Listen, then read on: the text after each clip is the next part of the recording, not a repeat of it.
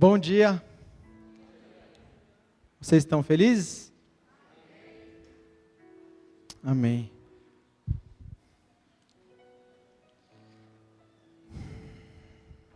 Aleluia. Bom, vamos lá. Nós temos essas últimas semanas estudado sobre parábolas, diversas das parábolas que Jesus contou. E aí, assim como o pastor Rogério falou na semana passada, eu queria reforçar. Todas essas palavras, elas estão gravadas, estão lá no YouTube. Então, se você perdeu alguma, assista, vale a pena. Uma vai completando a outra.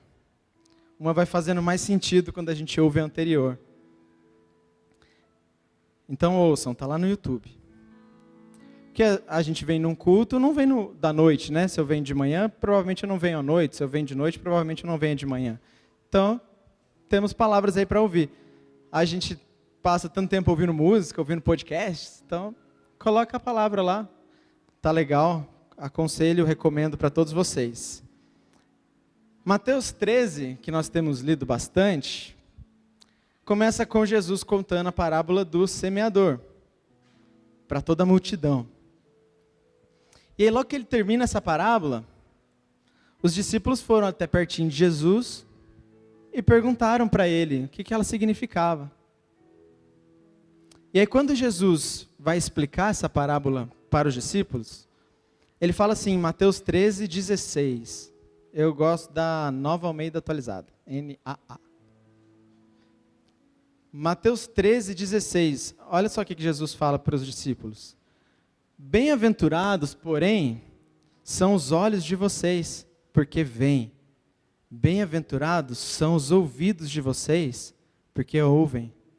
Pois em verdade lhes digo que muitos profetas e justos desejaram ver o que vocês estão vendo, mas não viram. E quiseram ouvir o que vocês estão ouvindo, mas não ouviram. Eu creio que essa palavra, ela permanece para nós hoje. Bem-aventurados nós aqui, porque os nossos olhos veem, os nossos ouvidos ouvem o que o Senhor tem para falar. Imagina, os discípulos, com certeza absoluta, eles gostariam de ter vivido hoje para poder ver tudo aquilo que foi construído ao redor dos milênios. Moisés, Josué, Davi e tantos outros. Imagina o quanto que eles gostariam de ver e presenciar aquilo que nós vemos, aquilo que nós presenciamos. Nós somos bem-aventurados, porque os nossos olhos veem, os nossos ouvidos ouvem. Mas, 2 versos antes, Jesus fala daqueles que vendo não veem e ouvindo não ouvem. Então, que nós não sejamos estes que olhando não veem e ouvindo não ouvem, mas que os nossos olhos, os nossos ouvidos estejam abertos para aquilo que o Senhor tem falado conosco. Amém? Amém? Amém. Ficou confuso? Não, né? Deu para entender? Amém? Amém? Amém. Tá bom. Me ajuda, gente. Vamos juntos. E aí Jesus continua contando mais algumas parábolas. Então ele contou a do semeador, os discípulos foram ali mesmo no cantinho, perguntaram para Jesus, e aí Jesus explicou e continuou falando outras parábolas. Falou a do trigo e do joio, que foi pregado semana passada, do grão de mostarda, que também foi pregado semana passada, falou do fermento. E aí quando Jesus terminou de falar com a multidão, ele foi embora para casa. E aí eu fico imaginando os discípulos ouvindo tudo aquilo, e provavelmente o coração deles devia estar queimando e curiosos e querendo saber mais sobre todas aquelas coisas que Jesus estava ensinando, e eles foram até Jesus para perguntar o que significava a parábola do joio. E aí, Jesus não só explicou a parábola do joio para eles, como ainda deu de presente outras 3 parábolas, só para os discípulos. Ó, isso é um mistério. Por que será que essas 3 parábolas foram contadas só para os discípulos? Não foram contadas para a multidão. Mas nós aqui podemos ouvir e ver essas histórias. Mateus 13, 44 é a primeira dessas parábolas. Então, como falei, são 3. É a do tesouro escondido, da pérola de maior valor e da rede. Hoje a gente vai falar da pérola e do tesouro. A da rede é a noite. Certo, Kleber? Cadê o Kleber? Não é? O Davi, quer dizer, desculpa, certo? É isso, né? Aí. Então, à noite, se vocês quiserem saber mais sobre a parábola da rede, voltem, senão vai estar no YouTube. Mateus 13:44, vamos ler essa primeira parábola. O reino dos céus é semelhante a um tesouro escondido no campo, que um homem achou e escondeu. Então, transbordante de alegria, vai, vende tudo o que tem e compra aquele campo. Essa é a primeira parábola do tesouro escondido. Então, para a gente colocar em um contexto, pensando como era a época, para que ficasse claro para os discípulos e para a gente poder entender isso também, naquela época não tinha esse conceito que nós temos hoje de banco, investimentos, criptomoedas, bolsa de valores. Não tinha nada disso. Então, aqueles que tinham tesouros, que tinham bens, joias, pedras, eles deixavam essas coisas preciosas escondidas, normalmente enterradas. Então, eles enterravam, jogavam os seus tesouros lá e cobriam. Para mim, não ia funcionar. Eu esqueço onde eu paro o carro quando eu vou no shopping. Não ia dar certo. A gente ia ficar pobre. Mas era um costume comum na época. Eles cavavam e guardavam os tesouros lá. Tanto que tem a parábola dos talentos, que também já foi pregada algumas semanas atrás, que aquele que recebeu um talento só, fez o quê? Enterrou e guardou, porque ele tinha medo de perder aquele talento. Então, o que provavelmente aconteceu? Tinha um homem, talvez trabalhando no campo, talvez com uma enxada, e aí, enquanto ele estava arrumando a terra para a plantação, pá, bateu em alguma coisa estranha, ele foi olhar, eu encontrei o meu tesouro, ele achou alguma coisa ali que valia muito. Então, o que ele fez? Escondeu, foi, vazou, vendeu tudo que ele tinha para poder comprar aquele campo e ser dono daquele tesouro. Mateus 13:45, o próximo. O reino dos céus é também semelhante a um homem que negocia e procura boas pérolas. Quando encontrou uma pérola de grande valor, ele foi, vendeu tudo o que tinha e comprou a pérola. Até aí. Então vamos lá, vamos também colocar no contexto. Eu fui pesquisar sobre a pérola na época de Jesus. Porque hoje, a pérola, normalmente, ela é feita em lugares, como se fosse uma plantação, entre aspas. Então, eles cultivam as ostras, deixam no mar por alguns anos e depois eles pegam, mas antes eles colocam dentro da ostra um negócio que vai fazer com que ela vire uma pérola. Isso é hoje. E naquela época? Naquela época, a pérola, ela era extremamente rara e cara. Ela era muito desejada pelos imperadores romanos, pelos gregos. Porque imagina só, não tinha equipamento de mergulho na época. Não tinha nenhum snorkel, nenhum negócio de respiração, de oxigênio, no cilindro. Não tinha. Então, como que os caras faziam? Eles precisavam mergulhar, tipo no Mar Vermelho, 10 metros de profundidade. Então, eles colocavam pedras para poder descer rápido, chegavam lá embaixo, na sorte, tentar encontrar algumas ostras, pegar logo e subir. Tudo em apneia, sem respirar. Muitos morriam. Normalmente era feito por jovens que eram mais fortes, porque precisavam conseguir ficar bastante tempo sem respirar debaixo d'água. Então, para a gente entender um pouquinho quão valiosa era uma pérola naquela época. E aí, a cada ostra que eles encontravam, não necessariamente ia ter uma pérola lá dentro. E aí a estimativa é que a cada 1.000 a 10.000 ostras abertas você encontrava uma boa pérola. Imagina o trabalho que dava. Não tinha uma sonda, um sensor para saber aonde mergulhar. Era na raça. Então a pérola era algo muito raro, mas muito precioso. E era único. Então quando o negociante de pérolas encontra uma de grande valor, ele vendeu tudo o que ele tinha para ter aquela pérola de grande valor. Então, essas duas parábolas, elas são dois casos diferentes mas que se completam, porque na primeira, o homem ele não estava procurando por um tesouro, ele estava no campo, achou um tesouro, mas viu o valor dele, vendeu tudo para comprar o campo. A segunda história, ele era um negociante de pérolas, então ele estava procurando, até que ele encontrou. Então era alguém que não procurava, mas que apareceu para ele, alguém que procurava e conseguiu encontrar. E os dois, quando encontraram, com alegria, alegremente, venderam tudo que tinha, para que eles pudessem adquirir uma coisa melhor do que o que ele tinha.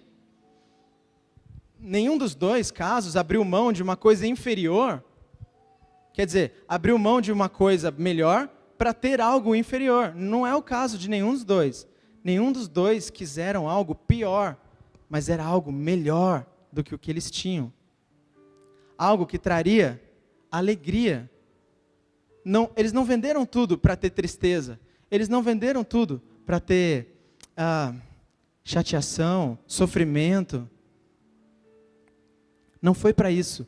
Foi para algo melhor. Mateus 13:44 diz que o homem foi transbordante de alegria. Cara, olha o que eu encontrei, isso é incrível, isso é maravilhoso, eu preciso disso. É curioso que essa história foi contada só para os discípulos, e se a gente olhar os discípulos, tinha um Mateus que era um cobrador de impostos, um Pedro, Tiago e João que eram pescadores, talvez eles se encaixavam melhor com a primeira história, eles não estavam procurando, mas apareceu, e eles largaram tudo e foram. Aí tinha um Felipe, que ele já era discípulo de João Batista, talvez ele possa se encaixar naquele cara que já procurava, e aí quando ele encontrou, ele foi. André, eu falei Felipe? André que era o discípulo de João Batista. Felipe também era um cara que procurava, porque olha o que fala em João 1:45. Só de curiosidade. João 1:45 fala assim: Felipe encontrou Natanael e lhe disse: achamos aquele de quem Moisés escreveu na lei, a quem se referiam os profetas, Jesus, o Nazareno, filho de José. Então o que eu entendo? Ele estava procurando. Achamos Natanael. Então sabe o que eu aprendo? É que não importa como a gente chegou até aqui, hoje. Não importa. Sabe, se eu tenho vindo para os cultos porque eu estou buscando mais a Deus, porque eu estou querendo um relacionamento novo com Deus, ou se eu vim aqui porque minha mãe me obrigou, porque meu pai fala que é para eu vir, ou porque meu amigo me chamou para agradar minha esposa. Se você está aqui hoje, não importa como, se você encontrar esse tesouro, cara, a sua vida vai ser transformada. Não importa se eu sou filho de cristão, neto de cristão, 8ª geração de cristãos, ou se eu sou o único convertido na minha família. Se eu encontrei esse tesouro, eu preciso entender o valor que ele tem, porque ele vale mais do que tudo. Então, bem-aventurados, porém, são os olhos de vocês, porque vocês veem. Bem-aventurados os ouvidos de vocês, porque vocês ouvem. Sabe, se você tropeçou e veio parar aqui nessa manhã, abra os seus ouvidos, abra os seus olhos, para que você entenda o quão valioso é o tesouro, que é o reino de Deus. A parábola começa: o reino de Deus é semelhante.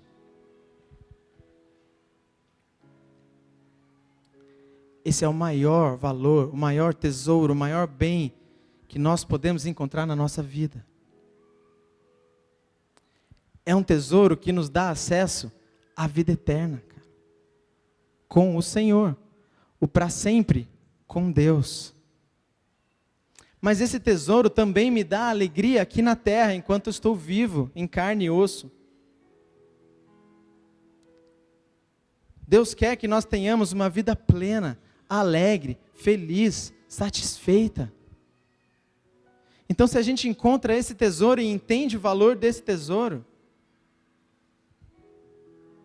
nós podemos sim ser felizes aqui, hoje, em meio a tudo que nós estamos passando, em meio a qualquer circunstância, em meio ao que estamos vivendo. Nós podemos sim ser felizes, ser completos. Hoje é uma palavra, sabe, legal. Hoje não é, né? Não vou bater em ninguém. Mas se a gente encontra esse tesouro e entende o valor dele, cara, vale a pena. Então o plano de Deus não é que eu tenha uma vida triste. Isso é incrível, isso é maravilhoso. Significa que eu posso fazer o que eu quiser, curtir como eu quiser, sair com quem eu quiser, para onde eu quiser. Claro que não. Quanto custa esse tesouro? Quanto custa esse tesouro? Tudo. Custa tudo. Mas não faz sentido. É bom ou não é bom? É quando a gente encontra uma coisa melhor, a gente deixa o pior para trás com alegria. Esse é o ponto. É simples. A gente troca tristeza e dor por alegria, por plenitude. Eu tiro o fardo pesado e pego um fardo que é leve. E se eu não estou me sentindo assim hoje, talvez eu não tenha entendido ainda o valor desse tesouro. Assim como uma criança pequenininha que ganha um presente, e o que ela mais se interessa pelo presente? A caixa. Porque ela não entendeu o valor daquele presente. O legal para ela é o embrulho. Mas, cara, tem um presente ali, sabe? Tem algo incrível. Então, para de brincar com a caixa. E agora que a gente é grande, o que a gente faz com o embrulho? A gente rasga. A gente abre a caixa rasgando, joga no lixo, porque eu quero o presente. Entende? Que eu abri mão de todo aquele embrulho, eu abri mão de toda a caixa, porque eu encontrei algo lá dentro que é mais precioso, que tem mais valor. Sei lá, se vem um cara e me dá a chave de um Porsche, fala, ó, tá tudo pago, enquanto você estiver com ele, você não vai precisar gastar nem com IPVA, nem com manutenção. Ele custa o seu Polo, pode ser? Quem falaria não? Porque eu entendo que o Porsche vale muito mais que o meu carro. Então é meio óbvio, porque a gente entende o valor. Então qual que tem que ser o nosso objetivo? Entender o valor do tesouro que é o reino de Deus. Uma vez que a gente entenda o valor desse tesouro, entenda o reino de Deus, aí fica muito mais fácil.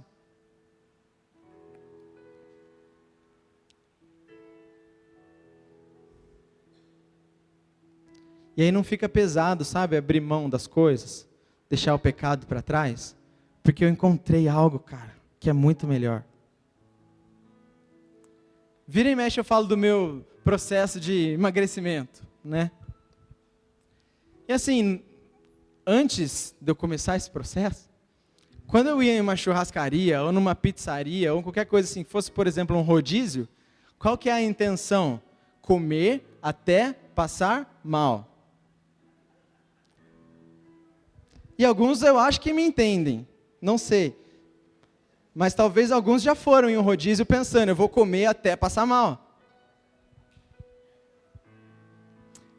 Isso é pecado. Mas não é esse o ponto. Quando eu comecei a emagrecer e ver resultados, eu descobri que eu gosto mais dos resultados desse meu processo de emagrecimento do que de comer até passar mal. Comer tudo que eu aguentar na hora que eu quiser, do jeito que eu quiser.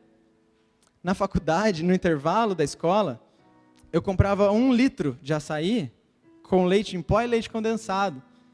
E aí eu tomava na aula, no retorno do intervalo. 1 litro de açaí. Não era todo dia, mas assim, toda semana talvez. Só dia de feira, segunda-feira, terça-feira. Mas hoje, eu não sinto mais vontade de tomar 1 litro de açaí. Por quê? Cara, porque eu encontrei algo melhor.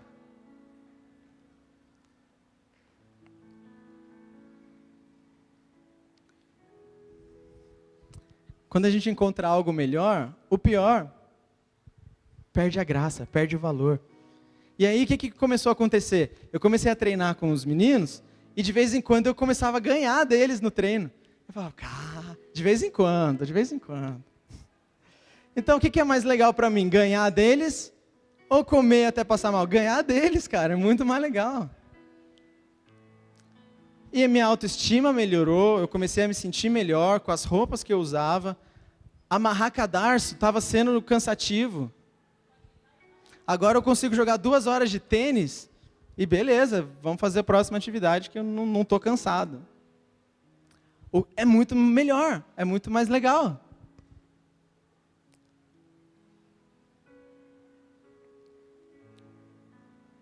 As outras coisas perderam o valor. Aí a gente foi esses dias numa churrascaria, que fazia anos que a gente não ia numa churrascaria.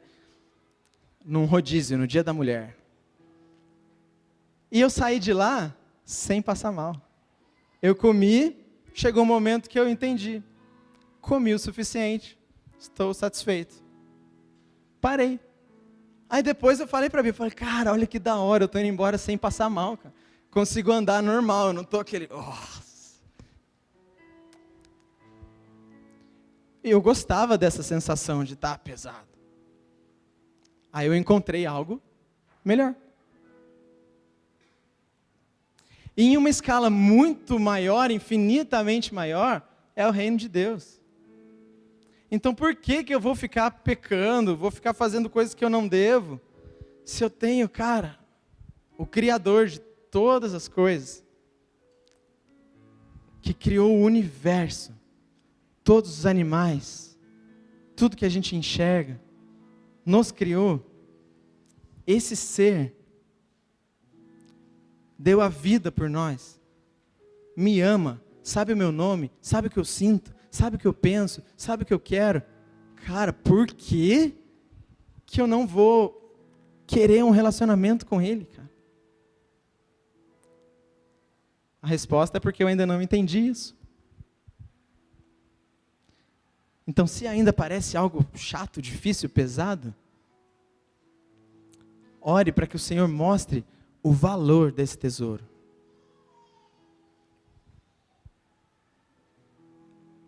Se eu der uma nota de R$100 para o Daniel, meu neném, ele vai pôr na boca. Ele não sabe o valor. Não sabe para que serve. Então, por isso que eu falei, que os nossos olhos sejam abertos, que os nossos ouvidos sejam abertos. E aí, benditos somos nós, que vemos e enxergamos, que com os nossos ouvidos ouvimos. Ser crente é chato, não pode fazer nada. Isso é uma frase que a gente ouve bastante. Mas cara, tá maluco? Claro que não, é o contrário. É muito melhor, eu posso fazer muito mais coisa. Só que eu não quero fazer essas porcarias que você faz.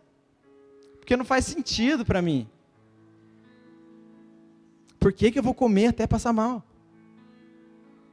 Não faz sentido.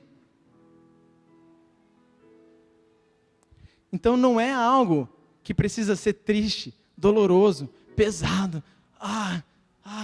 Ser cristão, ser crente. Puxa, e aí como é que você está? Carregando a cruz. Cara, estou na luta, estou na bênção, mas estou na luta. Não é esse o propósito, cara. Se a gente entende o tesouro, eu largo tudo, eu vendo tudo para ter aquele tesouro. Porque é melhor, é mais legal, é maior, me faz mais feliz. Com o coração transbordando de alegria, ele vendeu tudo para comprar a terra. Não foi com o coração pesado, foi com o coração transbordando de alegria. Não sou perfeito, lógico que não. Erro muito, peco sempre. Mas eu busco, todos os dias, me aproximar de Deus. sabe, é um alvo. Então a gente vai entre eles, às vezes a gente tropeça, mas sabe, eu não posso me desviar. A gente pode cair, mas levanta logo. A gente pode estar desanimado, mas melhora logo. Nós precisamos ser constantes. Porque o reino de Deus, ele é justiça, ele é paz e ele é alegria, cara. Então, se nós não estamos vivendo isso, precisamos entender o que está acontecendo na nossa vida.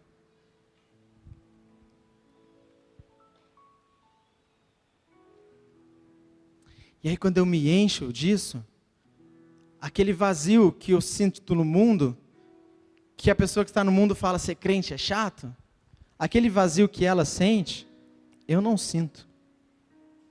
Aquela tristeza que vem quando acaba a festa, quando os amigos vão embora, eu não sinto. Porque eu encontrei o meu tesouro. Eu encontrei o bem mais precioso.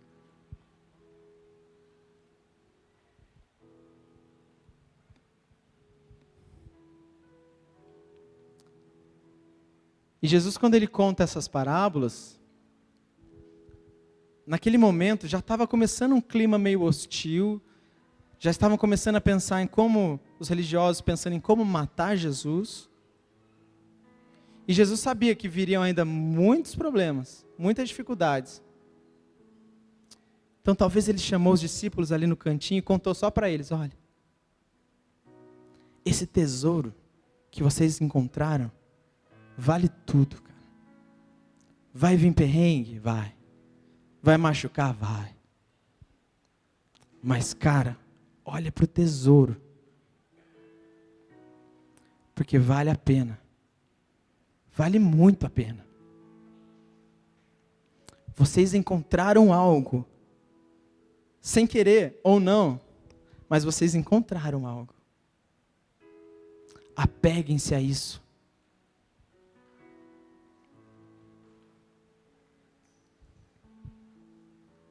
Paulo entende isso também. Filipenses 3, versos 7 e 8. Fala assim: mas o que para mim era lucro, isso considerei perda por causa de Cristo. Na verdade, considero tudo como perda, por causa da sublimidade do conhecimento de Cristo Jesus, o meu Senhor. Por causa dele perdi todas as coisas e as considero como lixo, para ganhar a Cristo. Não é que ele abriu mão de coisas e ele sente falta, é que é lixo. Eu tenho 35 anos, esse ano eu completo 10 de casado. Nenhuma vez na minha vida eu senti falta do lixo. Sempre que eu tiro o lixo e descarto, eu não sinto falta daquilo. Que sentido que faz sentir falta? É fedorento, é sujo. Se deixar muito tempo vai ter verme. Por que eu vou sentir falta daquilo? É meio óbvio, né, pensando assim. É dessa forma que Paulo via as coisas que não eram referentes ao reino de Deus. Porque eu encontrei um tesouro muito mais precioso. É muito melhor.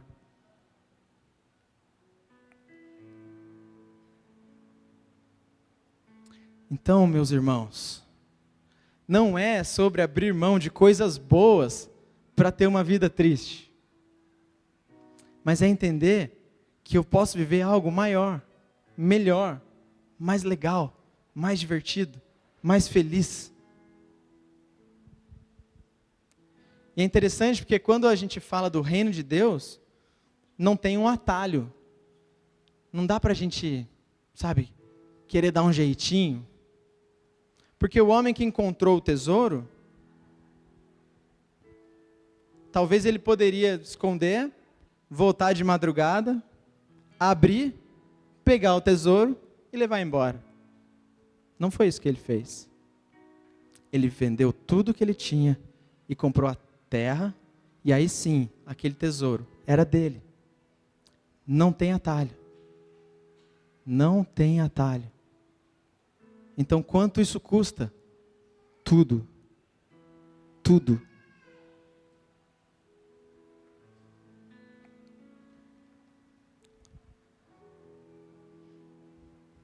Ou eu deixo para trás a minha vida de pecados, ou eu não vou conseguir viver a minha vida com Deus plenamente. Aí vai ser sempre altos e baixos. Perto e longe, perto e longe. Então eu preciso, de uma vez por todas, mudar. Porque bem-aventurados, porém, são os olhos de vocês, porque veem. Bem-aventurados são os ouvidos de vocês, porque ouvem. Que os nossos olhos, que os nossos ouvidos sejam abertos para essas verdades que nós temos visto e ouvido. Então, qual precisa ser a minha busca, a minha oração? Concluindo isso, que nós possamos entender o valor desse tesouro, que está à nossa disposição, nem está escondido, está à nossa disposição. Deus, me ajude a entender o valor desse tesouro que está na minha frente.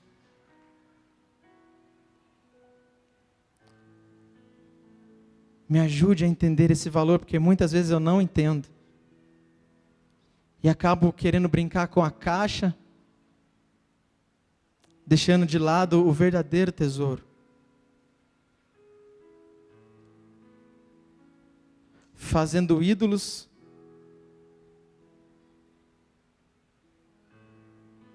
ao invés de adorar o Deus verdadeiro.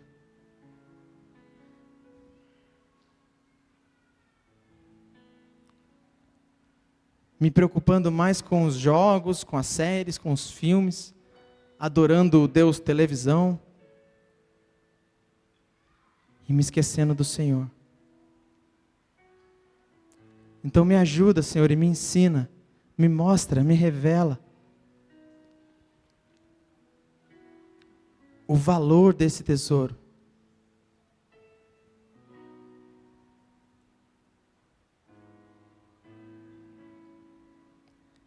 E essa parábola foi contada só para os discípulos. Então não são todos que sabem disso. Então talvez muitos não entendam as nossas mudanças de postura, o nosso comportamento.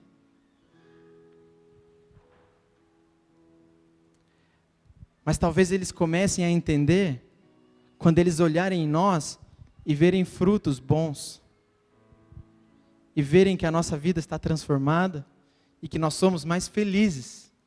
E não que nós estamos sempre na luta, sofrendo. Porque aí ser crente realmente é chato. Mas não, nós estamos bem, felizes, fortes, saudáveis. E aí eles vão procurar a gente e falar, cara, que é isso que você tem? Eu também quero. Aí você fala, eu encontrei o meu tesouro. Eu encontrei o bem mais precioso. E eu vou te mostrar.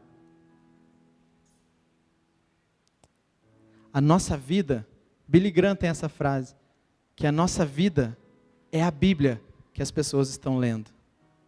A nossa vida. Como será que é essa Bíblia que as pessoas estão lendo?